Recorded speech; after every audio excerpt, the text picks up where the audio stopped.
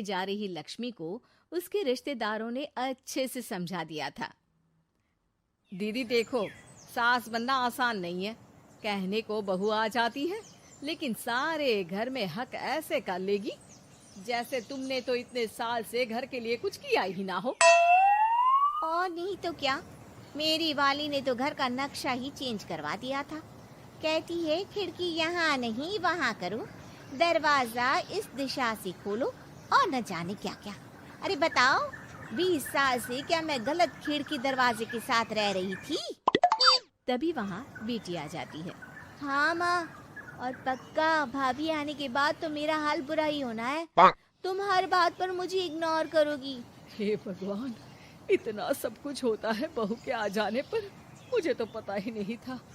अरे एक हमारा जमाना था। अरे हमारा जमाना तो भूल ही जाओ कि सास के हाथ में कमान होती थी और हम कठपुतली। जीवन भर कठपुतली ही रहना है, पहले सास की और अब बहू की। खैर, मुर्गे की अम्मा कब तक खैर मनाती। हो जाती है बेटी की शादी और घर आ जाती है प्यारी सी पल्लवी। माँ जी चाय लीजिए।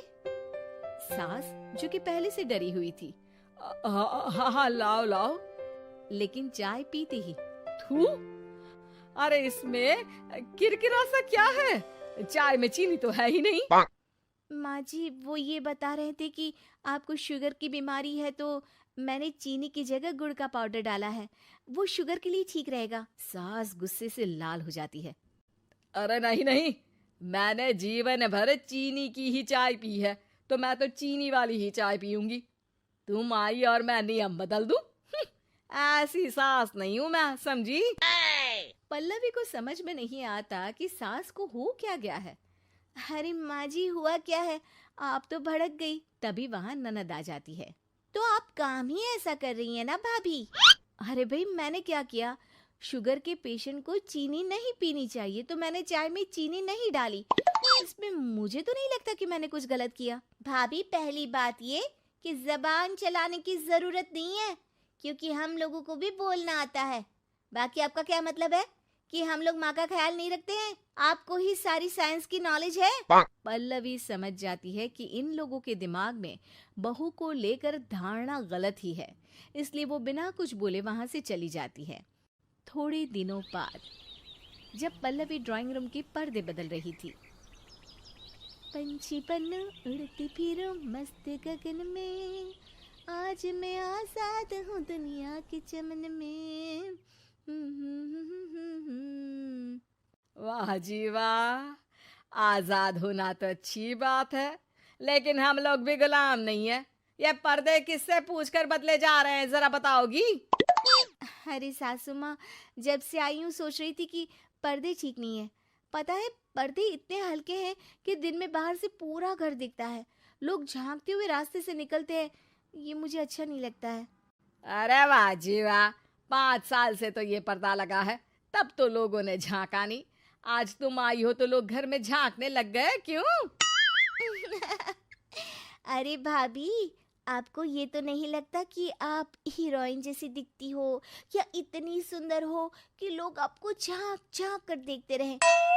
मैं भी रहती हूँ इस घर में, लेकिन मजाल है। पल्लवी सर पर हाथ रख लेती है, पर्दे लगाकर पुराने पर्दों को हटा देती है और निकल जाती है। देखा माँ, इसे कहते हैं मनमर्जी। आपने मना किया, फिर भी भाभी ने पर्दे हटा ही दिए। ठीक है बेटा, शुक्र करना पर्दे ही हटाए हैं। अरे कहीं किसी दिन ये हमें ही ना हटा दे। ऐसे कैसे हटा देंगी, हम क्या पर्दे हैं? दिन बीतते हैं और एक दिन सास और ननद वॉक पर निकली होती है कि पड़ोसन। क्या बात है, आजकल तो आप लोगों की कोई खोज खबर ही नहीं है। तरस गए हम लोग तो। अरे नहीं नहीं, बस घर पर ही रहते हैं पहले जैसे। पहले भी तो इतनी ही खोज खबर थी ना। अरे नहीं नहीं, पहले की बात और थी। और बताओ बेटा, बॉयफ्रेंड से चक्कर चल रहा है कि खत्म हो गया? पहले तो पर्दे से दिख जाता था कैसे तुम सारा दिन टेलीफोन पर लगी रहती थी, कभी शर्माती कभी रोती। अब तो पर्दे भी मोटे लगा लिए तो कुछ ठीक से दिखाई भी नहीं देता। हाँ? नहीं, मतलब कोई ना, होता है इस उम्र में। और बताओ बहन जी, बेचारी बहू से तो पहले रोज तानेबाजी होती थी आपकी, रोज देखती थी कैसे उस पर आप दोनों मिलकर बरसा करती थी। अब ठीक है ना वो? चल बेटा, ये औरत तो पागल हो गई है। अरे पागल नहीं, आदत हो गई थी। जब मन उबा तो आपकी खिड़की से झांक लिया करती थी, अब कुछ दिखाई नहीं देता तो। सास और ननद घर आती है, जहां बहू पर्दों को बदलने के लिए खड़ी होती है। अरे ये क्या कर रही हो? आपने ही कहा था ना पर्दे बदल देना। अब उस दिन तो उतारे थे, सोचा धोकर लगाऊंगी, आज सूख गए हैं तो लगा देती हूँ। तभी ननद चिल्लाती है, अरे नहीं नहीं भाभी, ठीक है ये पर्दे रहने दो। वो पर्दे कम, सीसीटीवी ज्यादा थे पड़ोसियों के लिए। समझ में आ गया अब आपको? हाँ हाँ, आ गया। अब जरा चाय तो बना कर ला दे। पल्लवी सास को चाय लाकर जैसे ही देती है, चाय पीकर सास झूमने लगती है और जमीन पर गिर जाती है। हाय रे भाभी, क्या मिलाकर पिला दिया माँ को, वो तो गिर ही गई। तभी बेटा डॉक्टर लेकर आता है। चेकअप के बाद डॉक्टर कहते हैं, ओ माय गॉड, इनका तो शुगर लेवल बहुत बढ़ गया है। क्या ये चीनी खाती है? हाँ डॉक्टर साहब, मैंने कई बार इनको चीनी की चाय और मीठा के लिए मना किया, लेकिन ये मानती ही नहीं। माँ को कुछ होगा तो नहीं ना? वो ठीक तो हो जाएंगी ना? अरे बहू की बात नहीं मानती तो क्या बेटी की भी नहीं मानती है ये? बेटा, आप नहीं रोकती अपनी माँ को चीनी की चाय और मीठा खाने से? बेटी क्या बोलती, उसे वो दिन याद आ जाते हैं जब उसने भाभी को इस बात के लिए भला बुरा सुनाया था। डॉक्टर के जाने के बाद, भाभी मुझे माफ कर दो, लोगों के कहने में आकर हम लोगों ने आपसे बहुत बुरा व्यवहार किया, जबकि ससुराल वालों को ये समझना चाहिए कि घर बहू का भी होता है।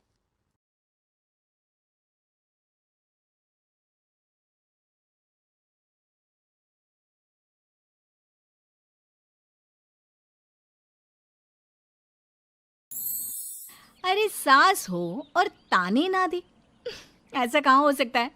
लेकिन क्या हो जब सास जरूरत से ज्यादा ही ताने देने लगे तो? सुन बहू, आज घर में कुछ खास मेहमान आने वाले हैं, तो लंच पर ये सब बना देना। ये पकड़ लिस्ट, और कुछ भी कम ज्यादा नहीं होना चाहिए। वैसे तेरे बारे में जानती हूँ मैं, मेरे टाइम पर तो हमें बताने वाला भी कोई नहीं था। माँ जी कितने लोग आ रहे हैं ये तो लिखा नहीं है। खाना बच जाए तो दिक्कत, कम पड़ जाए तब तो दिक्कत ही दिक्कत है ना। क्यों? अरे सवाल पर सवाल ही करती रहती है, ये ठीक नहीं है। मेरे टाइम पे तो मजाल है कि हमारे मुंह से चू भी निकले। वो क्या है ना माँ जी, मैं खाना उसी हिसाब से बनाने का सोच रही हूँ।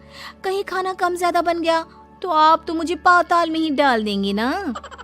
मेरे टाइम पे तो हम इतना बोलना क्या सोच भी नहीं सकते थे कि सास को कैसे ताने दे। अरे अरे रे माँ जी, कहाँ ताने दे रही हूँ? पर माँ जी इतना सारा खाना मैं अकेले कैसे बनाऊंगी? कोई हेल्प? कोई हेल्प? कितनी बड़ी बात बोल गई बहू। कोई हेल्प ना जी ना, वो भी सास। सास तो सिर्फ ताने देती हैं, ताने। हेल्प? हमारे टाइम में सास को ये शब्द बोल दो तो भूचाल आ जाता था। बाकी मैं तो अपने सास की लाडली बन गई थी, पर तू तो बहू की बहू ही रहेगी। क्यों नहीं बना पाएगी? अरे अभी तो बनाना शुरू किया नहीं और पहले ही सोच लिया नहीं बना पाऊंगी। आजकल की तुम जैसी बहुओं के ये बहाने होते हैं कि कैसे नहीं बन पाएगा। अरे मैंने भी अपने टाइम पे बनाया था, अरे बल्कि इससे भी ज्यादा खाना बनाया था, तो तुझसे क्यों नहीं होगा? हैं? सब होगा जा। माँ जी मैं बना तो लूंगी, मैं बस इतना बोल रही हूँ कि अगर आप थोड़ी मेरी मदद कर देती तो। अरे अरे अरे, शर्म नहीं आती तुम्हें अपनी सास से मदद मांगते हुए? हमने अपने टाइम पर कभी अपनी सास से ऐसा नहीं बोला। सच में आजकल की लड़कियां तो बहुत ही छुई मुई सी होती हैं, जरा सा काम देखा नहीं कि बस पहले मदद मांगने दौड़ने लगती है। अरे अब ये सब बहाने नहीं चलेंगे। हाँ, जा जाकर खाना बना। हमारे टाइम पर हम ये करते थे, हमारे टाइम पर हम वो करते थे। हाय रे ताने। फिर शाम को, अरे बहू कहाँ चले गए, मुझे ये सामान पकड़ा जरा। हमारे टाइम पर मजाल है कि हम सास के साथ खड़े ना हो। हाय रे क्या करूं, बस कोमल तैयार हो जा ताने खाने के लिए। काश इस औरत के समय में मैं होती तो देखती ये क्या क्या करती थी अपने टाइम पर। माँ जी यही हूँ, बस चिंटू को पढ़ाना था। अरे हमने भी बच्चे पढ़ाए हैं हमारे टाइम पर, चिंटू को बाद में पढ़ाना, जा पहले वो कर जो कहा है।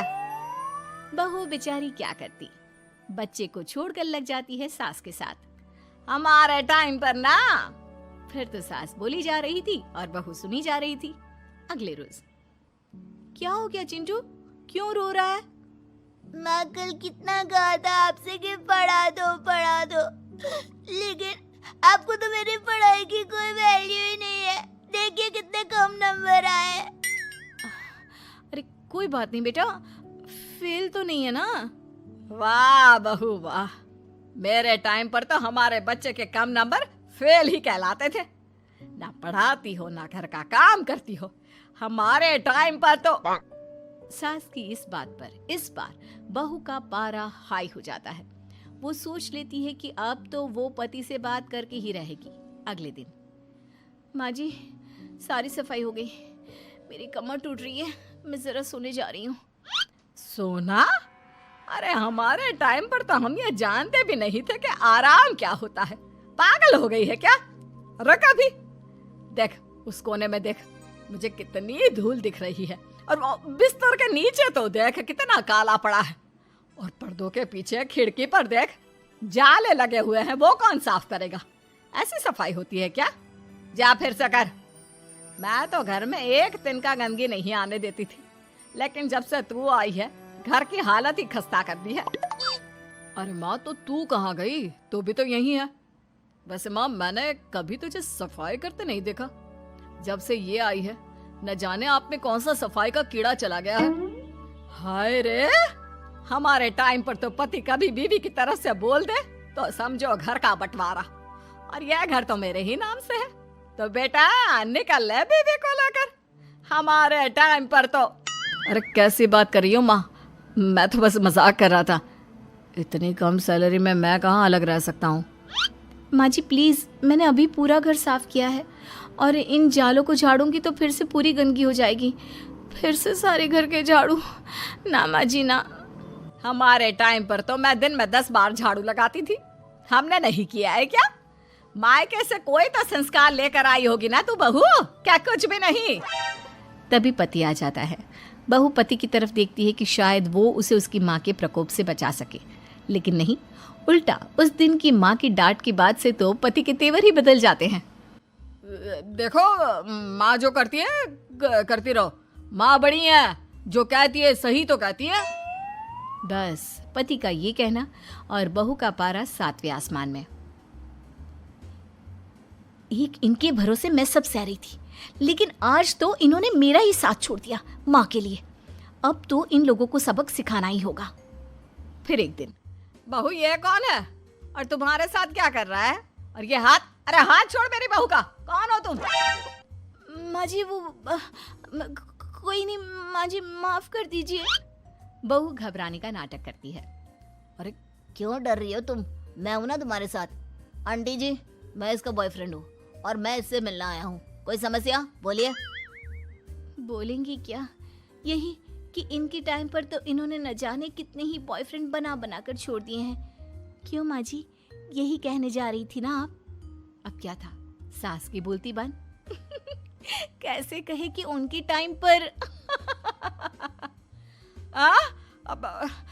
बहू ये सब ठीक नहीं है। मेरे टाइम पर। हाँ हाँ आंटी जी, क्या आपके टाइम पर क्या? जरा हमें भी बताइए ना। अरे हमारे टाइम पर बॉयफ्रेंड कुछ नहीं होता था। सास की आंखों की शर्म होती थी। अरे पति के अलावा किसी और से बात भी नहीं करते थे हम लोग। ये क्या चल रहा है बहू? चल क्या रहा है आंटी? ये तो परेशान है आपके घर में आकर। आप हर बात पर इसे सुनाती रहती हैं, ताने माने। अब इससे बर्दाश्त नहीं होते तो मैंने सोचा क्यों ना मैं इसे अपने ही घर ले जाऊं, कम से कम आराम से तो रहेगी। वाह रे, हमारे वक्त में तो ऐसा नहीं होता था कि सास के ताने बर्दाश्त नहीं तो किसी और के साथ चली जाओ। अब नहीं होता तो नहीं होता माँ जी, मैं भी तो कल को अपनी बहू को कुछ अपने वक्त की सुनाऊंगी ना कि सास के ताने समझ में नहीं आ रहे थे अपने वक्त में, तो मैं अपने बॉयफ्रेंड के साथ चली गई। वाह, फिर तुम्हारी बहू को समझ में आएगा कि तुम कितनी मॉडर्न थी अपने वक्त में। अरे चुप, बिल्कुल चुप, क्या बकवास कर रहे हो तुम दोनों।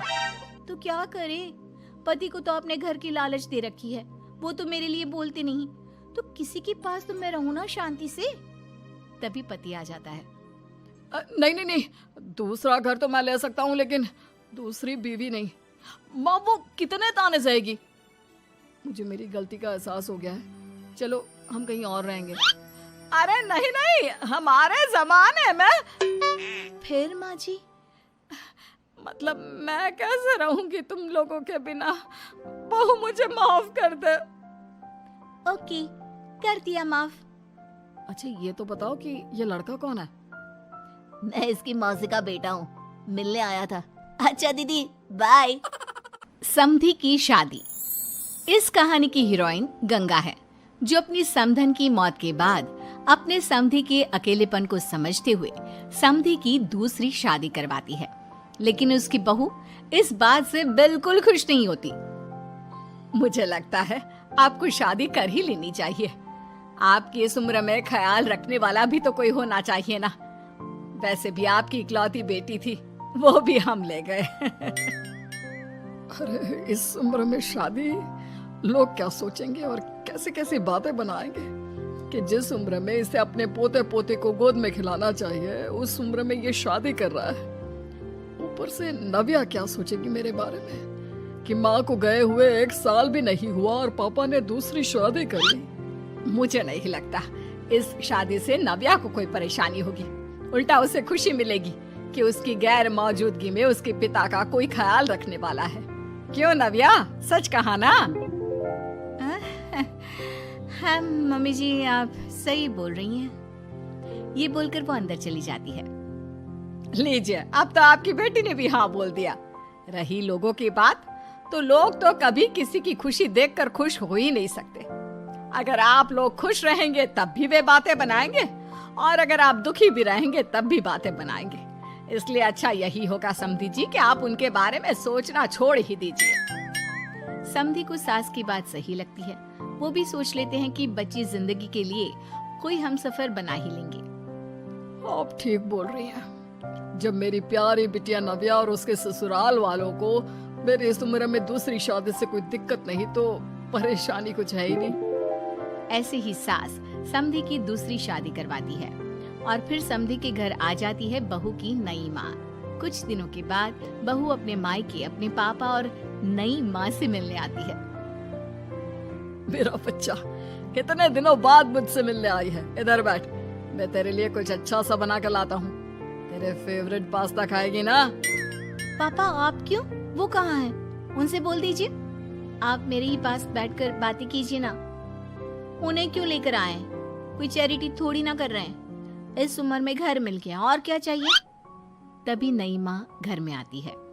बेटी की बात सुन रही होती है और सुनकर बहुत दुखी हो जाती है।